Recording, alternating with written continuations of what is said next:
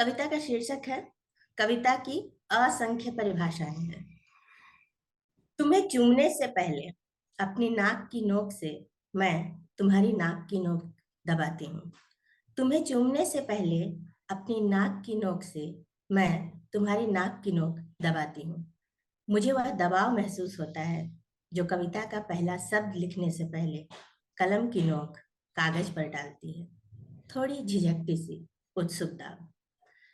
मैंने माँ के पैर गुनगुने पानी भरी तरी में डुबोकर विवाइयाँ पुराने टूथब्रश से साफ की। उस पर पेट्रोलियम जेली लगाई। उसके चेहरे पर मुझे महसूस हुआ सुख, उष्ण और मुलायम, जो एक कविता पूरी कर लेने पर होता है। सर्दी की एक सुबह धूप में पैरों पर बच्चे को निर्वसन लिटाकर मैंने उस पर सरसों का तेल मला। अब वह थक कर डायरी पर लेटी कलम की तरह निश्चिंत सो रहा है। कविता जैसा ही है उसका निर्दोष गुलाबी चेहरा। मुझे भरोसा है कि मेरे शब्द उसकी निष्कलुष नींद के भीतर सांस ले रहे हैं। इतना ही थी। मैंने एक कविता की एक पंक्ति लिखी थी जो अभी अप्रकाशित है कि जब भी मैं अपनी भाषा के शब्दों को देखती हूँ, उनके अक्षरों को देखती हूँ, तो मुझे ऐसा महसूस होता है कि लोगों का एक काफिला जा रहा है और प्रत्येक इंसान ने दूसरे के कंधे पर हाथ रखा है। क्या बात है। तो अंग्रेजी में ये बात मुझे महसूस नहीं होती। तो हिंदी के लिए मैं यही कहना चाहूंगी कि आपकी अपनी भाषा है, इसका सम्मान करें, अधिक से अधिक इसका प्रयोग करें अपने दैनंदिन जीवन में। अगर आप रोजाना इसका प्रयोग करेंगे और इससे बातचीत करेंगे, लिखेंगे, तो फिर और कुछ करने की जरूरत नहीं रह जाएगी।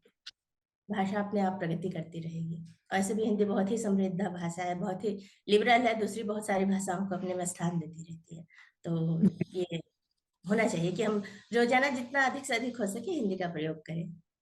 तो थोड़ा मुश्किल होता बिल्कुल, है क्योंकि मैं खुद बिल्कुल, कॉर्पोरेट में काम करती हूँ। मैं जानती हूँ कि अगर आप ऑफिस में हिंदी बोलेंगे तो लोग आपको पलट पलट के देखेंगे, लेकिन ये होता है, अगर हो सके तो करना चाहिए।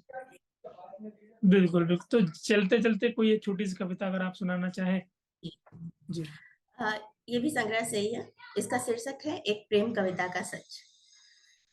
दुखों के कितने ही घाव जब एक साथ टीचते हैं, तब आंखों से अंजुरी भर खारा पानी बहता है। दुखों के कितने ही घाव जब एक साथ टीसते हैं, तब आंखों से अंजुरी भर खारा पानी बहता है। 2.5 गज रेशम की चुनर कई इल्लियों की जीवन भर की मेहनत का नतीजा है। फूलों की एक बड़ी माला में पूरे बगीचे का बसंत कैद होता है।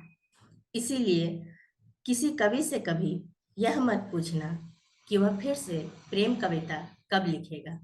प्रेम की एक कविता ताल्लुक के कई सालों का दस्तावेज है।